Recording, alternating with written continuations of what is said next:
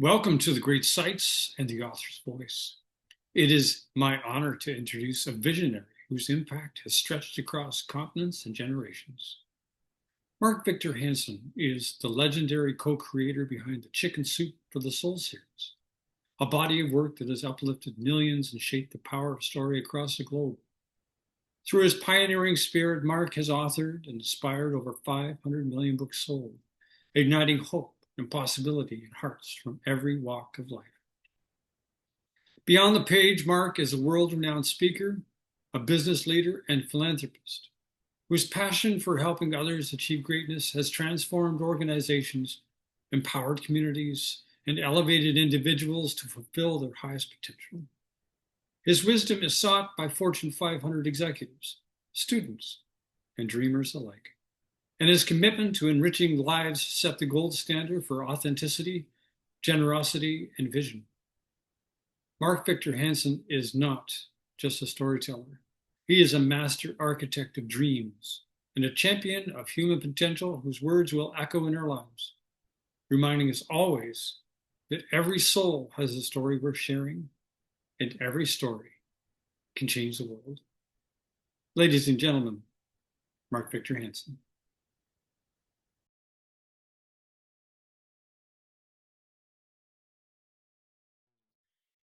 You know all about the great sites now, and I put together a series of questions. Uh, Interesting. They were I very love every question you've got. and one of the platforms on the great sites is called Firsts. I'm a fan of discovering when that first tap on the shoulder was for people. So I ask you that. When was the tap on the shoulder for you in your life that you decided that's the direction I'm going to go? How did that happen? I think it happens multiple times for me, and I really thought about your question. It's a great question, but four times. I'm watching the Beatles, and I say, wow, that'd be cool. And I call up my best friend and say, we'll go start a rock group. And we did, called them Messengers, which is prophetic, because my wife said, well, yeah, that's what you spend your whole life doing, so that's pretty cool. And then obviously I was in university with arguably the Time magazine said the fourth smartest guy of the last century. My teacher was Dr. Buckminster Fuller, and he wound my clock and sent me through, because here's a guy who did invention after invention, 40 books, 110 honorary doctorates, but geodesic domes, Dymaxion cars that ran on three wheels, alcohol, ethanol, methanol, and Henry Ford says the best car ever designed, and so he had somebody drive over two senators to make sure he put them out of business. So very interesting kind of stuff. I saw firsthand the kind of crap that goes on in politics, and haven't liked that part of it, although I know it's necessary in the world. And then I started speaking after I went bankrupt trying to be Bucky Fuller. I built the Wall Street Racquet Club, Botanical Gardens. I'm smoking. I'm 26 and I'm a hot shot in New York. Well, then I became a speaker, and then people said, well, you're the best storyteller. Can we, you got to have a book. So I wrote a book and sold 20,000 copies the first year. And there's no credit card. So when you're selling a little itty bitty insurance offices four a day, right? 20 people, 50 people, six people, whatever. Only Tony Robbins and I have talked and said, look, we're the only two guys nuts enough to do 1,000 talks a year for the first 3 years of our business just to get our mojo going. And I sold 20,000 books at $10 each. That's like $200,000 in today's money.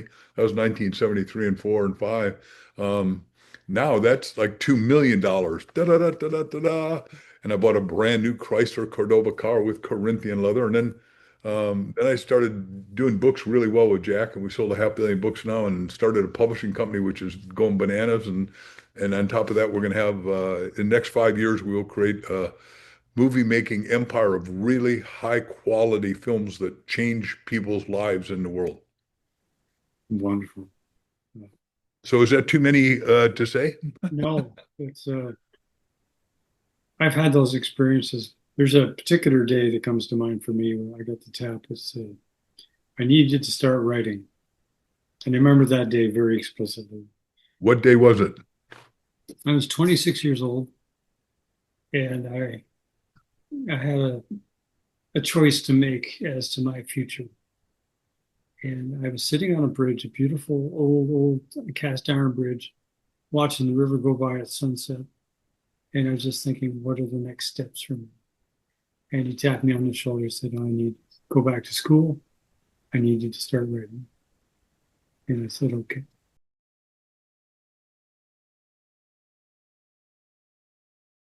Part of the great gifts we talk about families and children. I really appreciated your story. I thoroughly enjoyed that.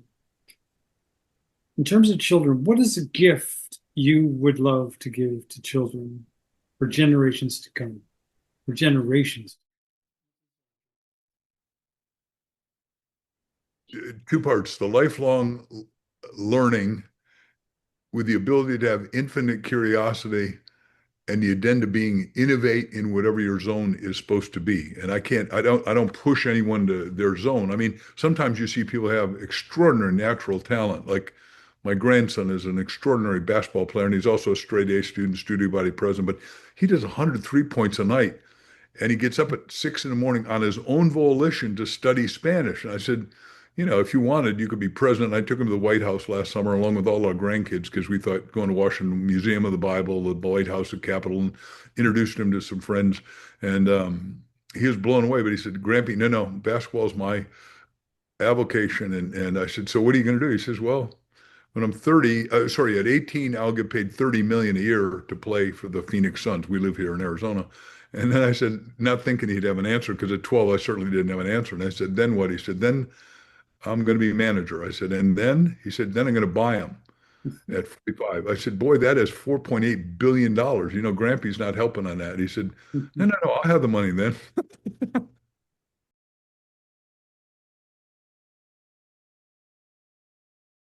The last time we spoke, we talked about one of my favorite aspects of the great sites, which is yes. It's all about unity. I mentioned that I have 200 questions that I could ask a stadium filled with 50,000 people for an hour, and every single person would say yes to the questions because we are that unified, although we tend to focus on the slivers that are not. If you had that stadium, what questions would you ask that would inspire an entire stadium to say yes? You knew they had no choice. I will answer your question, but I'm going to ask you a question first, because you told me one of the questions was, what did you do today to make God smile? Mm. And what did you do today to make God smile? This is it. This is it? This is it. You're such a treasure to the world, and I'm so grateful for you taking the time. I go back many, many, many years to my early beginnings when I was 19, which is way too long ago. And yours was one of the first books that I picked up. Oh, thank you. And I think about all the lives you touched. Part of the great sites is the ripple effects that are just incalculable. And when I think about what you've done,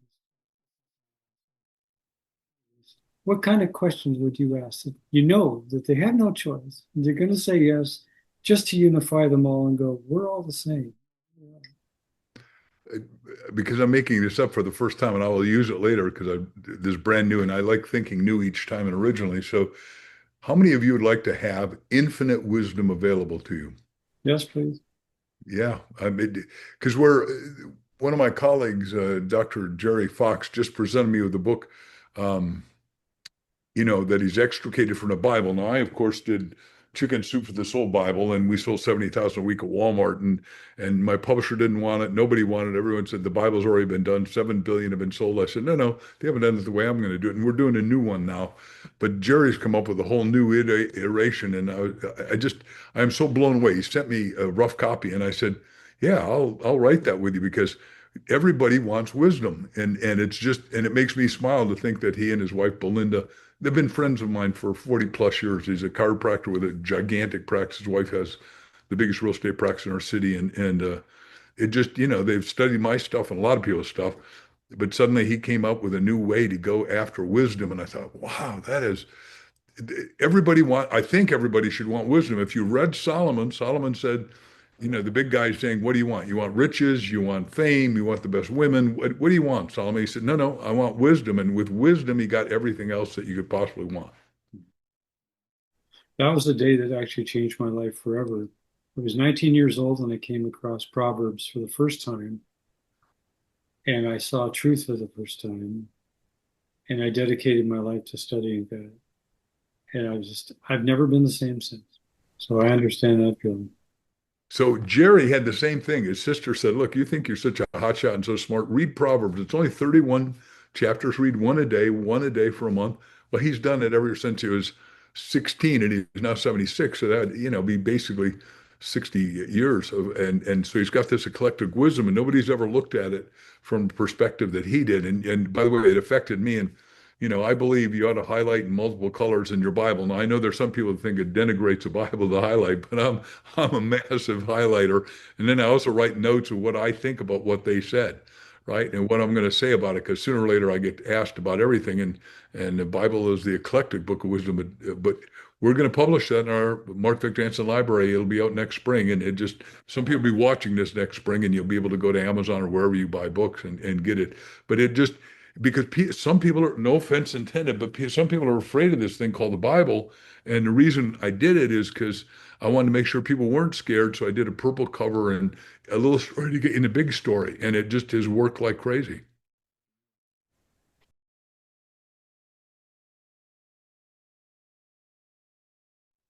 Who are or who were your heroes? First of all, I love the question, and are and were both work. Because here, first of all, life is eternal. Spirit lives forever, is what I believe. I think you believe, but if you don't, you're allowed to have a different opinion. That's fine. Um, Obviously, I now know better my parents as a parent and a grandparent than I did when they were my parents, right? And I've even thought, wow, they are really heroic in what they pulled off. They lived through World War II. They lived through the Depression when nobody had work, and they pulled it off and fed my older brothers and took care of me at the very end. So of that awful episode of humanity, and then obviously I went to school, and first of all, I saw the Beatles, and that really inspired me. Like I said, especially Paul McCartney, and I was a bass player, so I got pretty good at that, and learned 50 songs in a week. And I was not a musician. I'd not been trained. I just had infinite desire, which is what I teach. Is you got to ask yourself what you want, and then if you can put the white hot desire on it, you can learn anything really fast. Just like that, people learn language in a couple of days if they really want to. I learned how to be a musician in a couple of days, but my real skill is being a promoter I mean, we're the most booked band. And then once I learned how to book us, I said, why don't we do our own concerts? And we advertise in a little school paper, and we fill the place with let's see, at $5 each, which was big money back in 1962, three, four, five, six. And we got 1,000 plus people show up. That's $5 grand a night. And I ran it. All I had to do was pay $100 for the hall. It was like manna from heaven. That's why I called it my first empire. I didn't know what I was doing, and there was nobody to teach me, but I looked at the other bands, I memorized their jokes, found out the music that everybody wanted to listen to, and pretty soon everybody in our little area around Waukegan and all of northern Illinois at the time, we played everywhere, and high school papers were nothing. It cost $50 to get a full page ad, and like my high school was Waukegan Township High. And everyone goes, "Are you playing this weekend?" And go, "Yeah, well, good, we're showing up." "Well, are you going to play in Lake Forest next week?" "Yeah, well, we'll show up." It was just, it was a mind blower. My parents, I was making more in a night than my dad was in a year, and I think it sort of offended him a little bit that this young whippersnapper could do so well. He was happy, cheering me on, but also a little bit, how can he do that? But I had the benefit of studying and having available models that he just simply didn't have coming out of the old country. Mhm.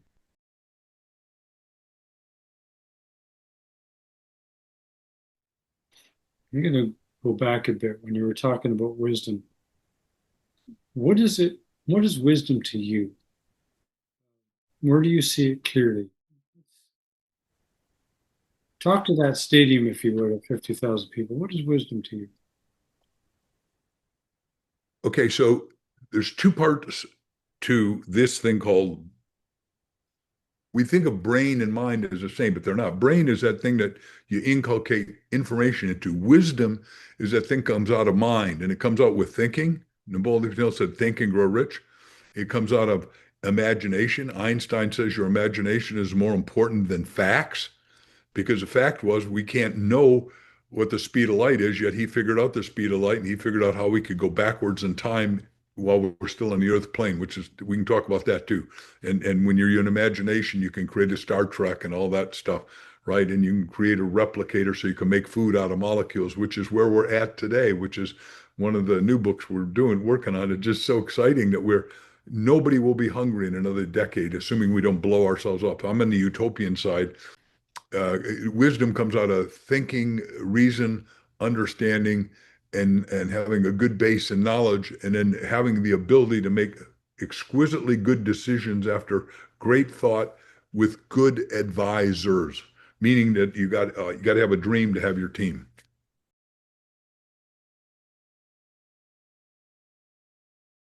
Going back, who are the most influential teachers in your life? Do you have one teacher that thinking about them that if it wasn't for them, I wouldn't be here? Absolutely, and I want to do that, but I got to go back and edit that one line. I think I said it wrong. You got to have your team to deliver your dream. I may not have said it that way. If I said it backwards, I think, but you can edit that out.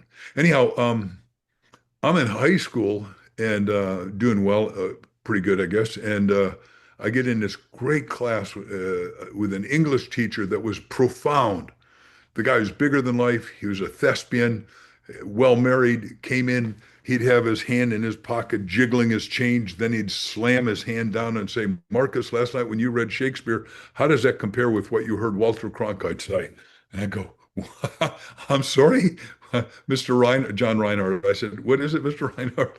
And, because he would ask questions like you do that are profound and insightful and evocative of you to think. You can't, there's no way I can make up. He forced us to be watching with our parents, Walter Cronkite. When you're 16 years old or 15, that's not probably what you're interested in watching. I must have been 16.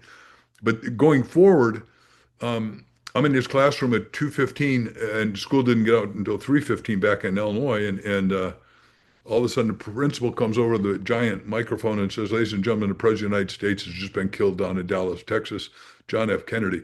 And if you're like me, even though you're in Canada, you get goosebumps because I mean, he was a profoundly electrifying man saying, we're going to have the Camelot. And, Mr. Reinhardt had taken us through Camelot, made us go to the play Camelot, made us read Camelot, understand it, and be able to talk about it backwards, forwards, upside down. And this guy was such a good teacher and he took his hand, he slammed on the desk. Nope, no one's going home. Principal said, you can all go home. You're not going home. You're going to go call your parents, get permission. We're going to stay here and talk about JFK until we've exhausted everything we can think about a president that we all admire. Holy cow. I called my parents and I was supposed to go to work and I called work and I said, here's what's happening. I said, do it. I was working as an assistant supervisor at a newspaper by then.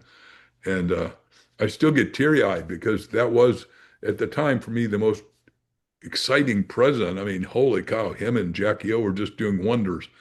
Did you have an experience anything like that, James? My mother was one of the world's renowned JFK historians. I've got every book. If she wrote, I've got her books here. And so I grew And up with now, just last weekend, we got to do this. I got to go way forward, through his brother, and then her. RFK Jr. was here at our church this last Sunday because it's a healing church, and maybe his voice got healed. It's just sort of exciting. Just what I said to you is that people say, "Why do you become an author?" Well, it's not your question to me right now, but John Reinhardt got me to be addicted to reading books. We would go over as a team over to his house, and he'd let us. And his wife Ellen said, "Hey, Marky." Johnny would have books in the ceiling if the ceiling would only hold them.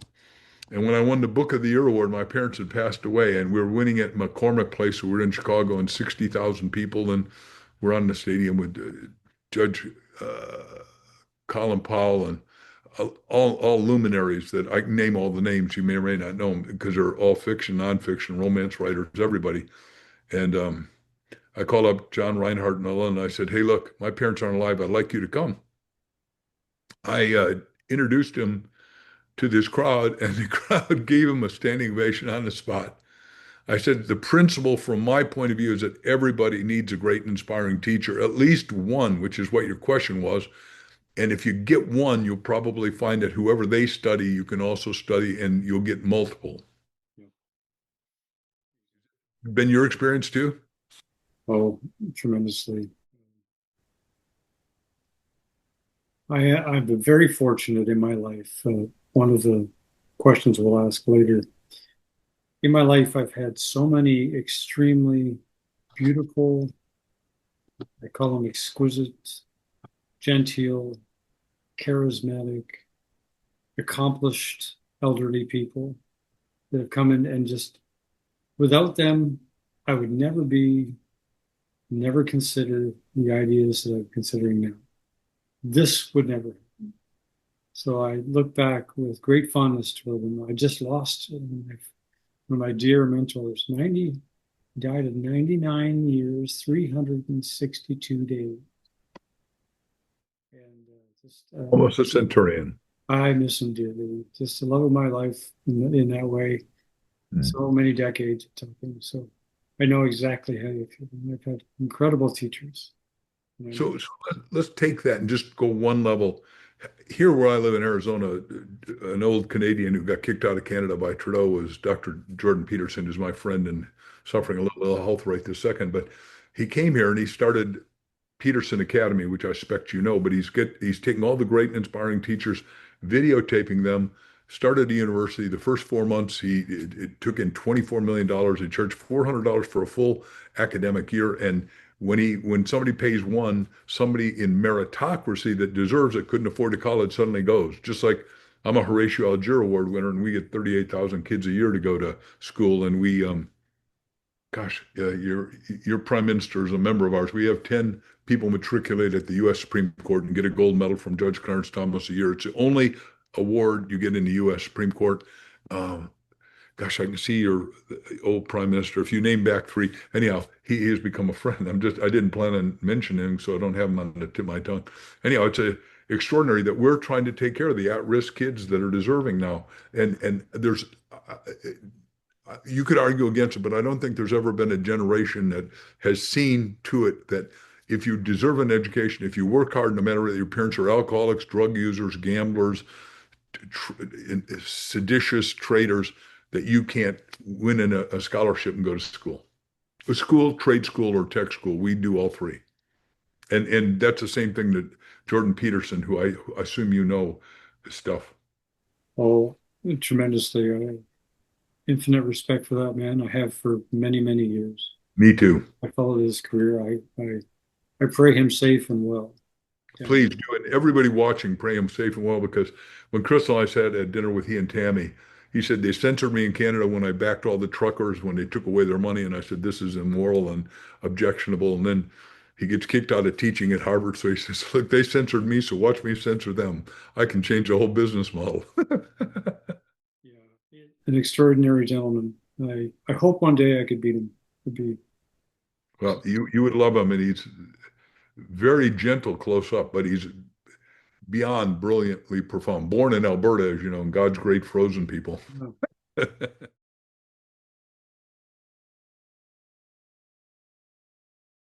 yeah. Normally I ask this question last.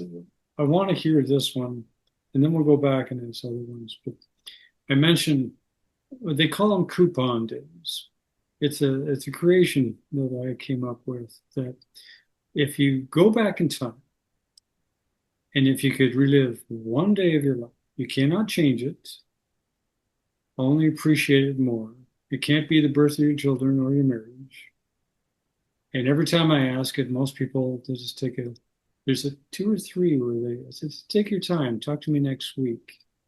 And I'm very, very curious about what day you would go back in time, your coupon day, and relive just because it was that special, considering your incredible career and life. Can I do more than one coupon day? Absolutely.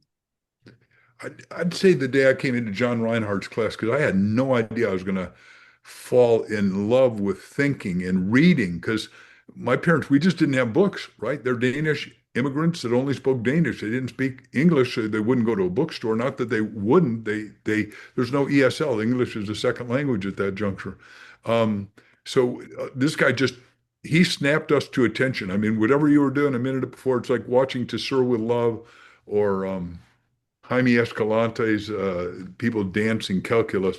John Reinhardt was one of the great and inspiring teachers. And then getting to work with Buckminster Fuller and travel with him for 7 years is undoubtedly a coupon that I saw him speak to 5,000 kids. The president of the university, who later became my great friend, Dr. Dwight Morris, who hired everyone who got fired at Harvard, Wharton, Yale, Stanford, Cambridge, because you're 65.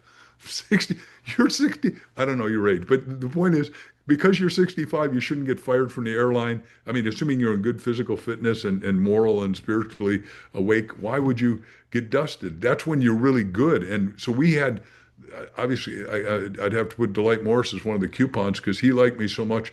I think what he saw. Now, remember, I'm doing this out of my imagination. He's gone now, but I assume he wanted me to be student body president of the university, which had 64,000 students and 8 campuses. And then I went to all the campuses internationally in Vietnam and Thailand. And because he sent me as a student ambassador, which nobody gets that kind of invitation. But I'm sitting at dinner with him and Dr. Paul Morrow one night.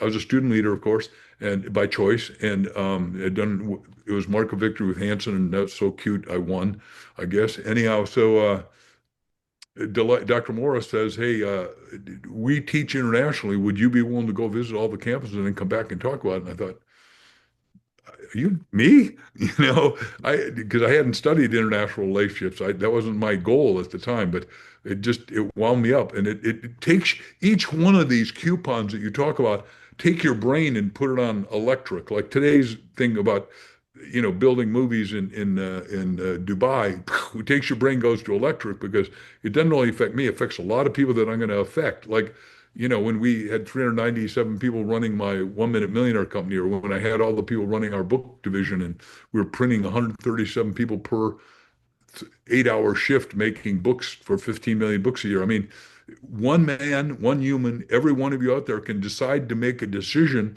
and that decision, back to what you said, is an echo effect, but it goes out in the universe. And I didn't tell anyone, but I had on my little 3x5 card, "I'm so happy and thankful that I am the world's best-selling author." I didn't tell Dr. Canfield, Jack, my partner. I didn't tell my wife.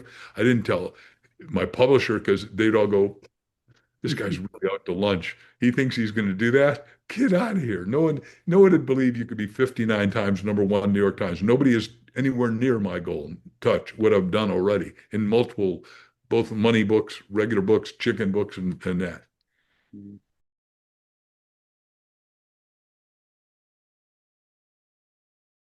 Going back when we were talking about elderly people that have come into your life, is I have one. I mentioned him. His name is Clary Gation, gone now. Is there one elderly person that in your life was just when they walked in the room, or they were the person you called because you could late at night. You needed that voice. You needed that bit of insight. Yeah. So when I'm bankrupt and upside down back in 1973 and 74, I asked my roommates, who's my age that's not got white hair, a cotton top, not a Broadway star, not a celebrity, not a lawyer, doctor. And they said, this guy's maybe 10 or 20 years older than you. He's on Hauppauge talking, and real estate was dead in New York. I mean, interest rates started at 18% and went up, depends on your credit rate and all that. And he went into a room with 500, and my roommate was in real estate, gave me his ticket, and I went to Hauppauge, Long Island, New York. That's the breaking court between Nassau County and Suffolk County, of one of the 5 New York boroughs. Anyhow, this guy went to a room that was despondent, disconsolate, uptight, angry, mad at the government, mad at the world.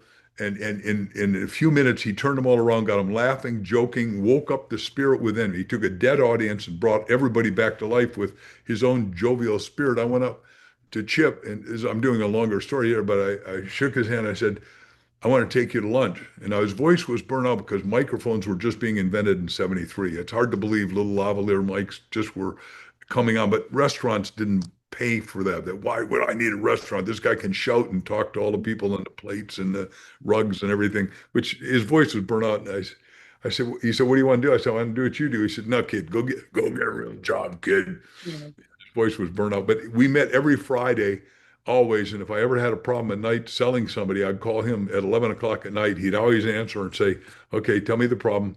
Yeah. Now give me three solutions that you think, and then I'll give you the real solution. And it was just, I thought, oh, that's cool. And that, by the way, that's the way you want to have your mentor. You come up with three best solutions. You think this one's best. And they said, no, I think this would be the best. And that's how Jack and I would fight over story placement and modification. And Jack would always say, how do you know how to place a story so it evokes such great emotion? I said, look, God gave me that as one of my many talents. And I'm very thankful because once you manifest one talent, whatever it is, I think it lends to you expanding the 360 degrees of your destiny talents, plural. Absolutely.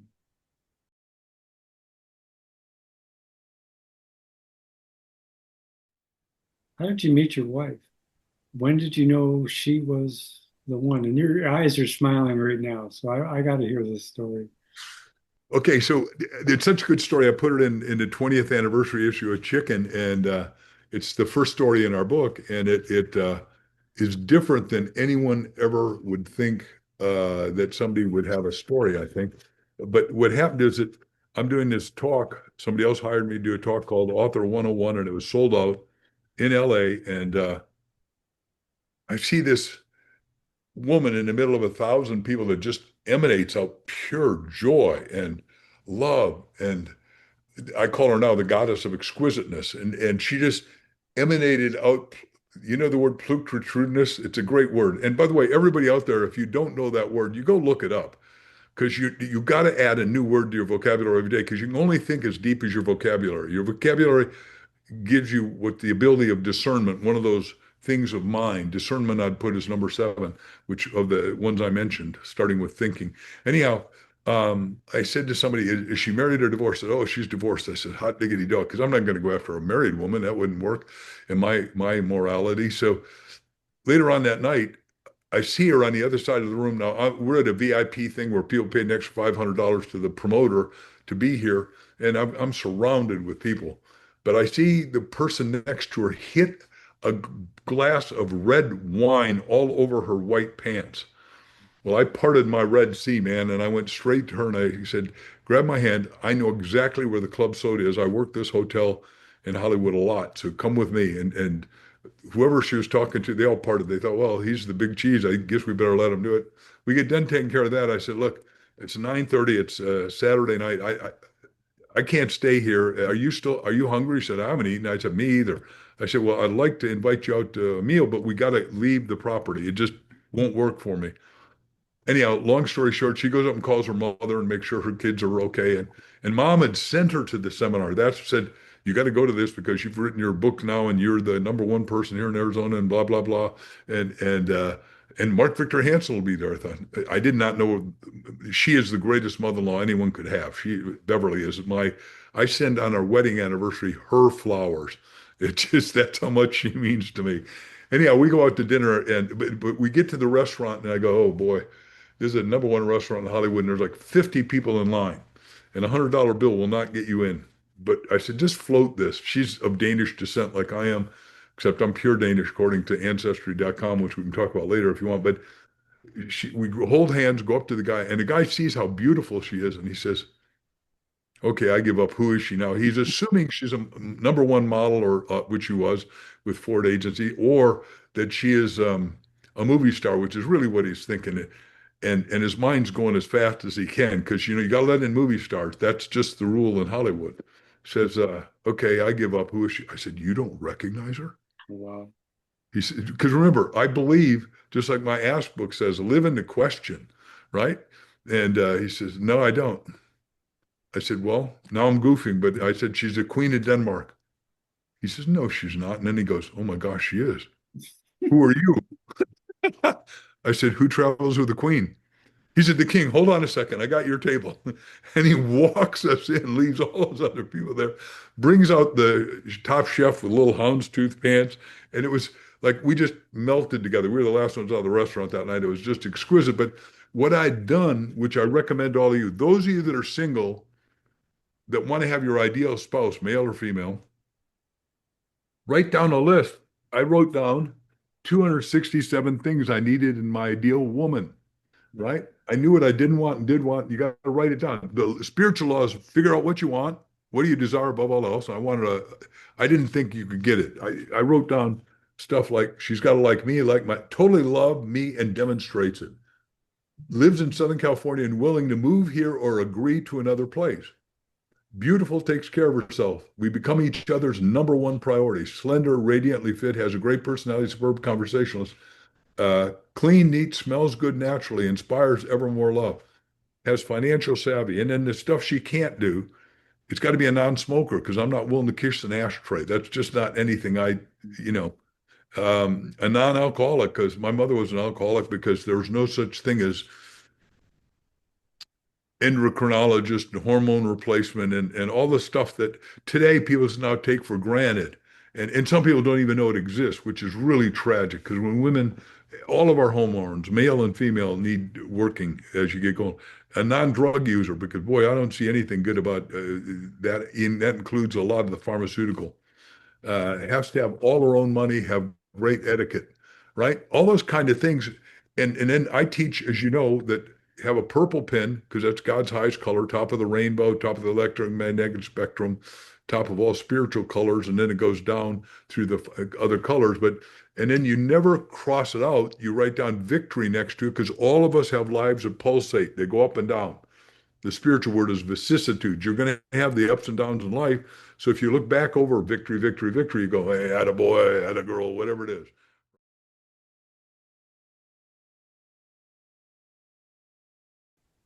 You and I are both lover of words. Yep. One of my favorite platforms on the great sites is called the Great Words. Ooh, I didn't know that existed. And when I talk to people about them, the internal dialogue defines you, as you know. And I encourage people to select their words carefully because they are the foundations of everything you do. I have a few that I use. Truth, trust, sacred love, and wisdom are the five that I live by. I'm very curious as to what are the great words that define you in your life, your family, your business. Those, again, think about that stadium. If you had to talk about the five words that define you, what would they be?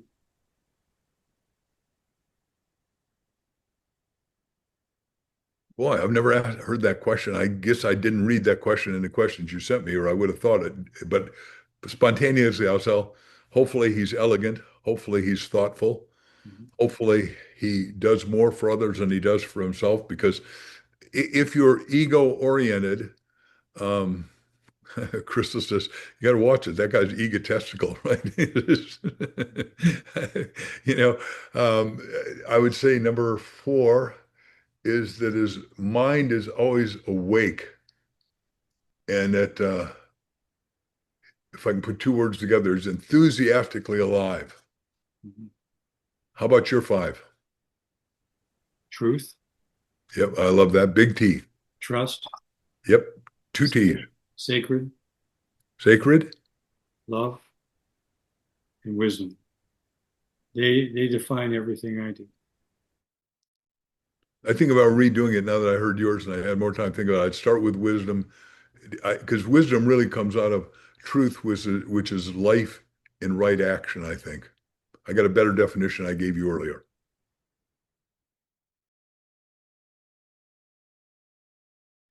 One of the platforms is called 12 Hours.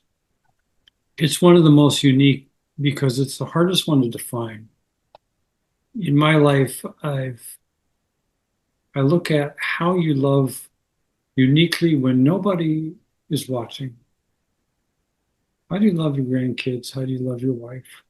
How do you take care of your staff when no one is around? What does that 12 hours look like when it's beyond business? Now it's you, and it's you expressing love uniquely. Sometimes it's years later. You've been in a relationship for a long time. What's the next 12 hours look like? Sometimes it's the last half of your life. What do the next 12 hours look like? So I ask a question is, how do you love uniquely and decide how you want to address it? Because it's very open-ended. And it depends on who you're talking to. If I'm talking to a 22-year-old, it's a very different answer. If I'm talking to somebody who's 60, it's a very different answer. So that's what it comes down to. In the 12 hours that no one's watching, how do you love the world and your life uniquely? What we do is we start almost every day. Now, admittedly, when we're calling in the Middle East, you got to do it before dawn, so because the time is vastly different, 12 to 17 hours, depending on what countries we're calling, or other parts of Asia or that. But generally, I'd probably say 5 or 6 days a week. We have a little meditation room in the front, and we've got giant windows that we're right up at the top of McDowell Mountain, and we look down on which is called PV outside of, we live in Scottsdale, but then there's PV and then there's Phoenix. And we can see almost all of it because we're so high. We can see Frank Lloyd Wright's house and all that. But we start with prayer and meditation, and we start by reading sacred texts like what we talked about earlier, Proverbs, or going through Isaiah or going through the New Testament, whatever. Or the night before, if we've watched something like The Chosen or that, we'll talk that through. But then we decide to go in meditation with the highest music that exists. And there's a lot of good meditation music. My friend Dr. Steve Halpern, all of Halpern's music just sends me. I mean, he takes you to places most people don't even know exist. And when you get there, we invoke, both of us, the Holy Spirit, and you can feel, right? Spirit is felt, right? First of all, you think it, but then you feel it, right? That's why pray is a thing for which your praying has been received, but the praying is a feel. You've got to feel that you've got it, and then you catch up to it. I felt that I could sell 1.5 million books of chicken soup working with Jack in a year and a half, and we did 1.2 million, and then next year we did 5 million, and then 10 million, and then 15 million, because that's the goals I'd written down, which were ridiculous goals. There's no reason to believe that, but if you will pray as though it's already done. Christ's line when he's on the cross is, "It is finished." You got to be at the end from the beginning. It is really gobbledygook. It's really, you go, what the heck? That doesn't make any sense. But every person that wins an Olympic medal won it before they ever got there. I'm friends with a lot of decathletes like the Canadian Milt Campbell, who you may know. Um, Milt won 9 awards when he was in the Australian Olympics, and then an Australian who saw he couldn't win grabbed him by the waist because he wasn't moving fast enough to win and dragged him across the thing. Why? Because I'm saying that Milt lived in the decathlon winning that and then send out that vibration, and the whole universe, my opinion, bends to what you do spiritually. In other words, we're not in 3D. This is 3D, Mark. Spiritual is what we were talking about. Spirit bends the universe. Spirit is the place that I made the band, the messenger. Spirit is a place that I helped create, and Jack and I came up with the title Chicken Soup for the Soul, and then Bob and I, 1 Minute Millionaire, and then now Crystal and I, Mark Victor Hansen Library, and pretty soon Crystal Mark Entertainment, which will be a gigantic, fast-growing movie company from our own books of content, which we have people bringing us content, the likes of which you've never heard before. Because remember, my model is, if you're going to write something, do original. Don't repeat somebody else's stuff. We don't need more junk. We need more greatness, originality. Two, it's got to be transformative. Yes, it'll be transformative as you write it, but more importantly, is it transformative to James here, the reader of my stuff? And number three is it inevitable? James reads it and says, Sally, Sammy, Sarah, you got to read this. This book touched my soul. Yeah. Is that too much of an answer, or did it make sense? Oh, absolutely.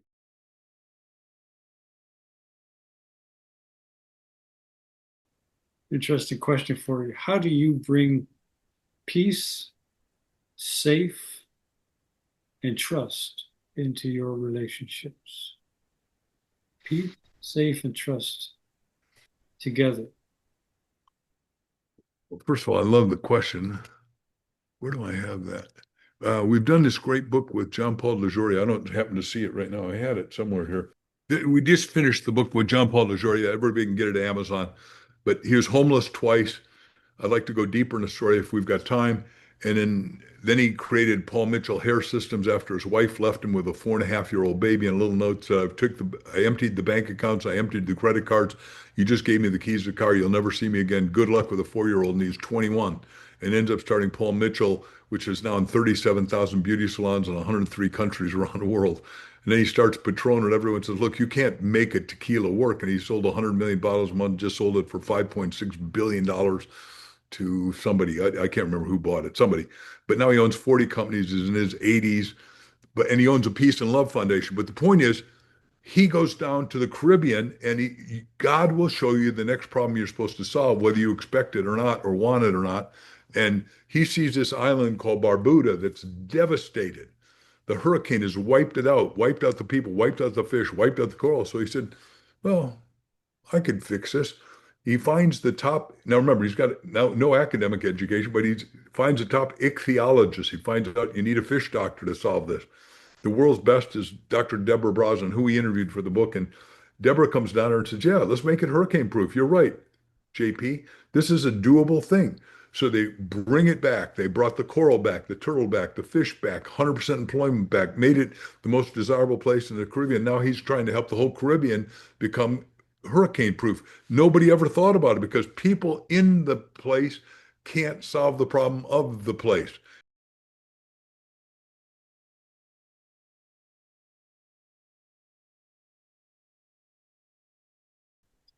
In my life, I used to be quite the athlete. I'm going to just try and make you smile there, but I think that I used to be quite the athlete.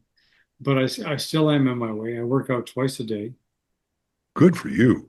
And anyways, I study the top performers of the top performers. It's part of, you give me a room, there's 100 people, there's always going to be one. And then give me a room of those 100, and there's going to be one. And I want to get to know them. I call it the 1% of the 1%. First of all, I love it. I look forward to reading that book when you're done with it. Or if you're done with it, tell me and I'll buy the book. I know in your lifetime you've committed to, you are clearly 1% of the 1% of the 1%. And I know just by talking to you, I know what you've accomplished. So what decision for you? For me, every day is just, I'm a steward of my life.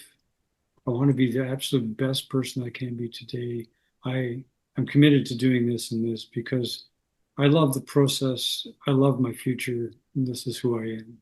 What was that for you? What was that commitment that you decided that this is who I am? First of all, we both feel the same thing. The words are going to be different, but mine is I don't own me, universe and God owns me. Therefore, what am I here to do as a peak performer to serve as high and as well as I can while we're here? Because I really do believe spirits forever. The line in Jeremiah, the Old Testament says, before you were in your mother's womb, I knew you. Now, I'm even of the belief that maybe I got to pick my parents and what I said in the beginning of this before we really started officially was I couldn't have picked better parents. They could not have loved my brothers, and I've only got brothers, and myself more than they did. And they were tough, they were hard, they were disciplined, but they taught me that. And I carry that through to my spouse, and I feel the same about that. And then our grandkids, like I've told you privately before, are doing extraordinary things individually and collectively. And that's where I think all of us are supposed to be. You can only be happy if you're busy, active, serving the other. If you're spending all your time on me, ego, ego, ego, ego, you're descending. And you and I are here to evolve, to elevate, to ascend in a conscious awareness, appreciation that God gave us everything. You got 100%. What are you going to do with all this greatness that you've got in you? And that's for everybody at every level.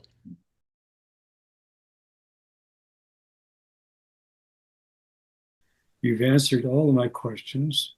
The last one is, what is your focus now? If you, again, think of the stadium, what's that last message you would talk to the stadium about if given the opportunity?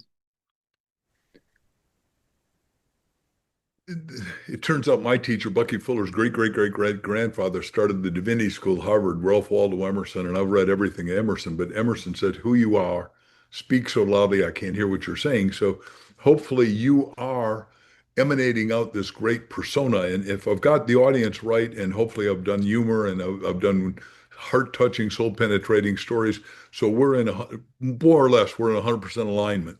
And that alignment lasts forever.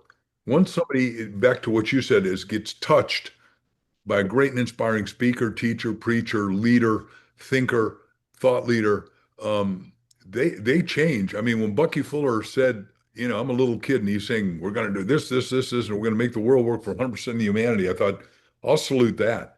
Everyone's going to be better off. No one's going to be worse off. I thought, how do you do better than that? That is, I'll salute that. I'll pledge allegiance to doing that. And and we got to make the world work for 100% of us because this is the only place we got to live. And he was head of NASA and all that.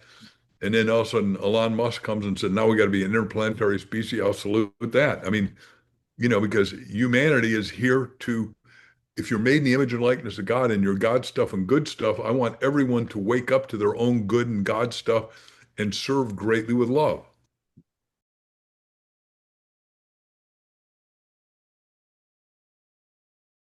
One last story before we leave. It was many years ago, and up here in Canada, it was 2 feet of snow. It was February, and honestly, I'd had a bad week, a bad month, and a bad year. I was eating dinner alone in a Boston Pizza in my small town, and I was not looking forward to going home. Packed up my stuff, and I went into the vestibule to make sure I had everything ready. I looked out, my car was covered in snow, and above me, I noticed a flutter. It's a true story. And I looked up, and there was a butterfly In the winter, in the middle of February with 2 feet of snow. This does not happen. And I looked at it as a beautiful blue butterfly. And one of the platforms is called Butterflies in February because we all get them. And as I drove home, the message that I got in my heart was, I know where you are. That was a sign. I'm right here. It gets better. And I started writing a book that night called Pieces of Time. And everything changed after that. When I think about how we met, if we go back far enough in time, I think back to a 26-year-old kid who needed change and was looking for answers on a bridge overlooking a river with a sunset. And he said, I need you to start writing. I need you to go back to school.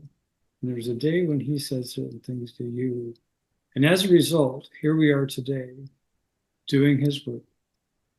And I appreciate every moment that you've given us. Thank you well, so thank much. you. I'll add to what you said is that when we started this book, Bob said, what do you want the image to look like? I said, well, my corporate colors are gold and purple. And the butterfly effect, which is talked about by several people, but the butterfly is a universal system of freedom. Mhm.